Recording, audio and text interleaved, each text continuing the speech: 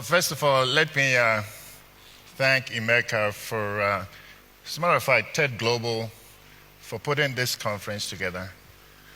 And this conference is going to rank as the most important in the beginning of the 21st century. Think African governments will put together a conference like this? You think the AU will put together a conference like this? Even before they do that, they will ask for foreign aid. I will also like to pay homage and honor to the TED Fellows, June Arunga, James Chikowati, Andrew, and the other TED Fellows. I call them the cheetah generation. The cheetah generation is the new breed of Africans who brook no nonsense about corruption. They understand what accountability and democracy is. They're not going to wait for government to do things for them. That's the cheetah generation. And Africa's salvation rests on the backs of these cheetahs. In contrast, of course, we have the hippo generation. The hippo generation are the ruling elites. They are stuck in their intellectual patch, complaining about colonialism and imperialism. They wouldn't move one foot. You ask them to reform the economies, they're not going to reform it because they benefit from the rotten status quo. Now, there are a lot of Africans who are very angry at the condition of Africa. Now, we're talking about a continent which is not poor, it is rich in mineral resources, natural mineral resources. But the mineral wealth of Africa is not being utilized to lift its people out of poverty. That's what makes a lot of Africans very angry. And in a way, Africa is more than a tragedy in more ways than one. There's another enduring tragedy, and that tragedy is there are so many people, so many governments, so many organizations who want to help the people in Africa they don't understand. Now, we're not saying don't help Africa. Helping Africa is noble. But helping Africa has been turned into a theater of the absurd. It's like the blind leading the clueless. There are certain things that we need to recognize. Africa's begging bowl leaks. Did you know that 40% of the wealth created in Africa is not invested here in Africa? It's taken out of Africa. That's what the World Bank says. Look at Africa's begging bowl. It leaks horribly. There are people who think that we should pour more money, more aid into this bowl which leaks. What are the leakages? Corruption alone costs Africa $148 billion a year. Yeah, put that aside. Capital flight out of Africa, $80 billion a year. Put that aside. Let's take food imports. Every year, Africa spends $20 billion to import food. Just add that up. All these leakages, that's far more than the $50 billion Tony Blair wants to raise for Africa. Now, back in the 1960s, Africa not only fed itself, it also exported food. Not anymore. We know that something has gone fundamentally wrong. You know it, I know it. But let's not waste our time talking about these mistakes because we'll spend all day here. Let's move on and flip over to the next chapter. And that's what this conference is all about. The next chapter. The next chapter begins with, first of all, asking ourselves this fundamental question. Whom do we want to help in Africa? There's the people, and then there's the government or leaders. Now, the speaker before me, the previous speaker before me, Idris Mohammed, indicated that we've had abysmal leadership in Africa. That characterization, in my view, is even more charitable.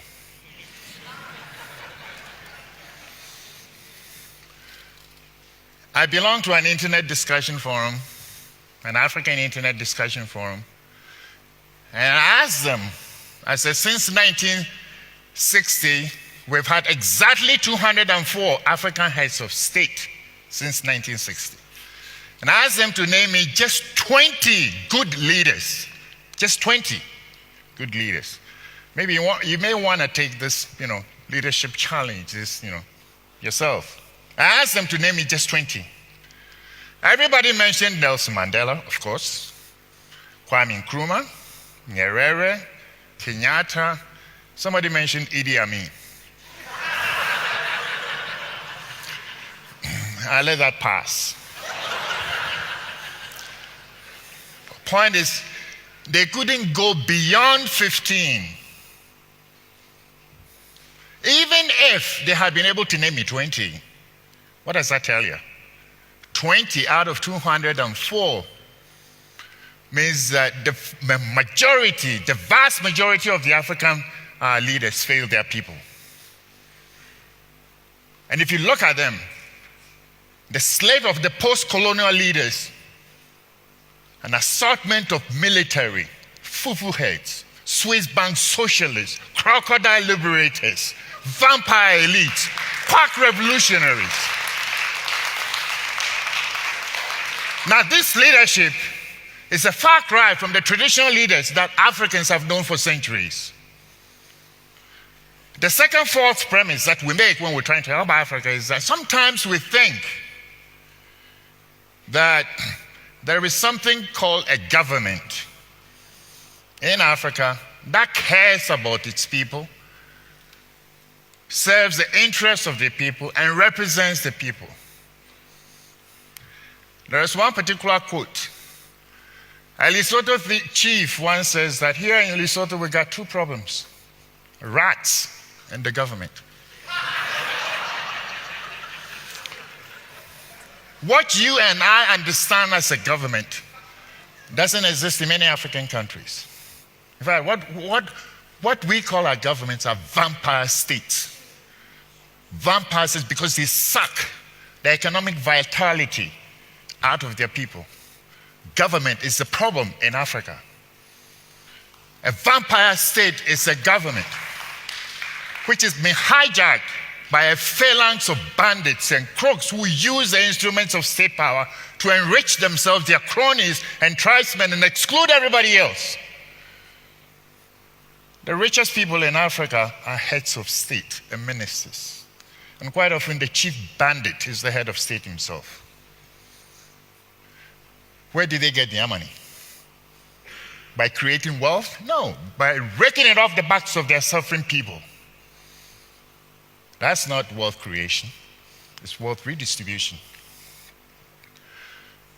The third fundamental issue that we have to recognize is that if we want to help the African people, we must know where the African people are. Take any African economy.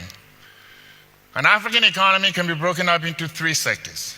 There is the modern sector, there is the informal sector, and the traditional sector.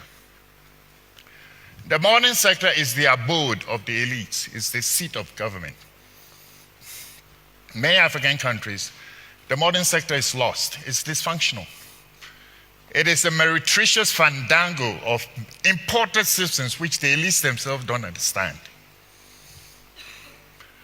That is the source of many of Africa's problems, where the struggles for political power emanate and then spill over onto the informal and the traditional sector, claiming innocent lives. Now, the modern sector, of course, is where a lot of the development aid and resources went into. More than 80% of Ivory Coast development went into the modern sector. The other sectors, the informal and the traditional sector, are where you find the majority of the African people, the real people in Africa. That's where you find them. And obviously it makes common sense that if you want to help the people, you go where the people are. But that's not what we did. As a matter of fact, we neglected the informal and the traditional sectors. The traditional sector is where Africa produces its agriculture, which is one of the reasons why Africa can't feed itself. And that's why it must import food. All right.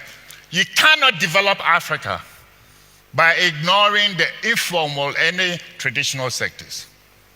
And you can't develop the informal and the traditional sectors without an operational understanding of how these two sectors work. These two sectors, let me describe to you, have their own indigenous institutions. First one is the political system. Traditionally, Africans hate governments. They hate tyranny. If you look into their traditional systems, Africans organize their states in two types.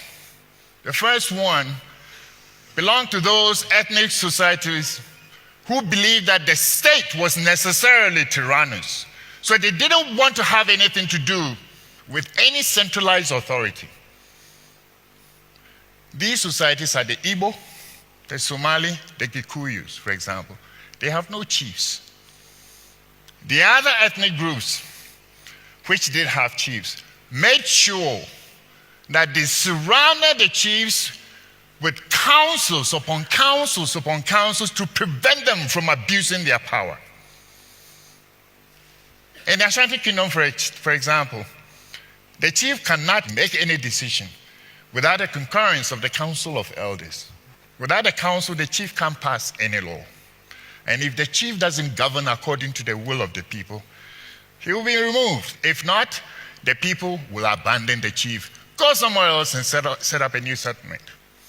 And even if you look in ancient African empires, they were all organized around one particular principle, the confederacy principle, which is characterized by a great deal of devolution of authority, decentralization of power.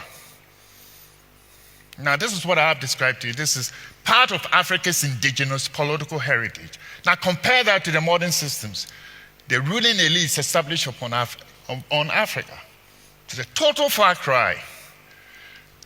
In the economic system, in traditional Africa, the means of production is privately owned.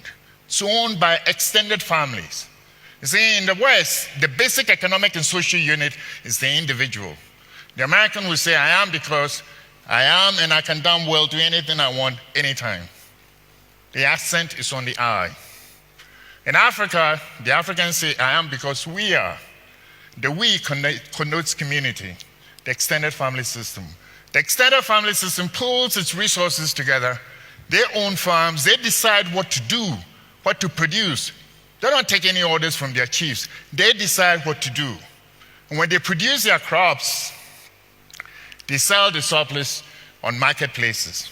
When they make a profit, it is theirs to keep, not for the chief to sequestrate from them. So in a nutshell, what we had in traditional Africa was a free market system. There were markets in Africa before the colonialists stepped foot on the continent. Timbuktu was one great big market town. Kando, Salaga, they were all there. Even if you go to West Africa, you notice that market activity in West Africa has always been dominated by women.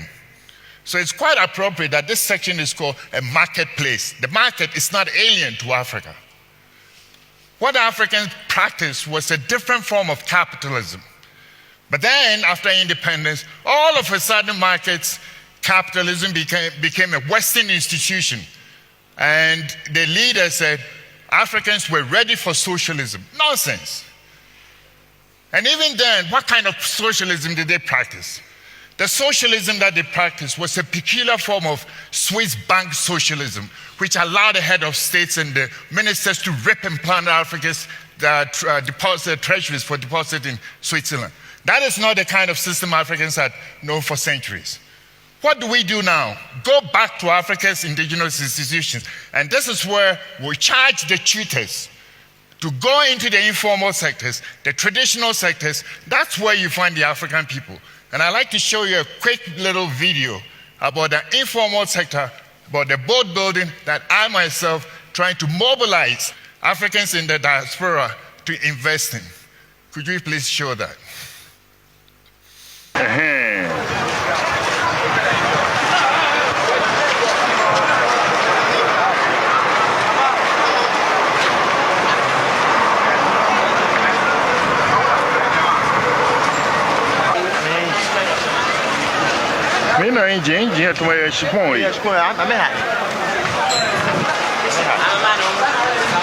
Traditionally, Ghanaians have gone fishing in these small boats. Here's an enterprise. This is by a local Ghanaian entrepreneur using his own capital. He's getting no assistance from the government, and he's building such a bigger boat. A bigger boat will mean more fish will be caught and landed. Means that you will be able to employ more Ghanaians. It also means that you will be able to generate wealth, and then it will have what economists call external effects on the local economy. All that you need to do, all that the elites need to do is to move this operation into something which is enclosed so that the operation can be made more efficient. Now, it is not just this informal sector. There is also traditional medicine. 80% of Africans still rely on traditional medicine. The modern health sector has totally collapsed. Now, this is an area, there is a trove of wealth in the traditional medicine area. This is where we need to mobilize Africans, in the diaspora especially, to invest in this. We also need to mobilize Africans in the diaspora, not only to go into the traditional sectors also, but to go into agriculture and also to instigate change from within. We were able to mobilize Ghanaians in the diaspora to instigate change in Ghana and bring about democracy in Ghana. And I know that with the cheetahs, we can take Africa back one village at a time. Thank you very much.